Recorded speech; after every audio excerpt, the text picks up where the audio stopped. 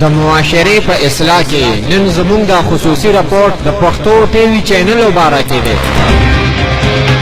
د پښتو ژبې بعضې چینلې د پیسو ګټلو دپاره داسې کمرشل پیش کوي چې سړی وایي دا د پښتو چینل نه بلکې د انګریزانو چینل دی. و کم از کم خو دومره خیال پکار دی که نه چې دا د پښتنو چینل دی او پښتنې پیغلې خو په حیا او عزت باندې خپل سر ورکوي. نو تاسو ورته د پښتو په چینل باندې د بربنډو جینکو سایزونه ښایئ. صرف د یو څو پیسو دپاره ستاسو پښتو، ستاسو حیا، ستاسو غیرت، ستاسو عزت ختم شو. تاسو ته ځان بدم نه ښکاري چې د پښتو په چینل باندې تاسو د بربنډو جینکو خېټې، ملا او کوناټي ښایئ. ولږ د پښتو ژبې او د پښتنو خویندو میندو د سټینډرډ خیال خو ساتئ که نه. او ډیره د افسوس خبره دا ده چې صرف بربنډې کمرشلې نه، اوس د پښتو په چینل باندې زموږ د روایتي دشمن د انډیا فلمونه لګي. و چې دا د پښتو دومره غټ چینل دی نو د پښتو پروګرامونه پې پکار دي که نه. د انډیا فلمونو تاسو ضرورت دی. خو د دی د پښتو هغه پروګرامونه دې په خیر شي.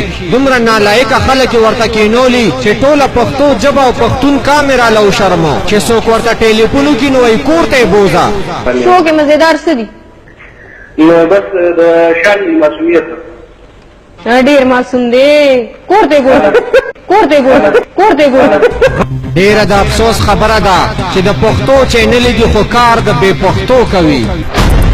چا د پیسو دپاره خپل غیرتونه خرڅ کړه، دې ځینو ځینو پکې خپل ایمانونه خرڅ کړه.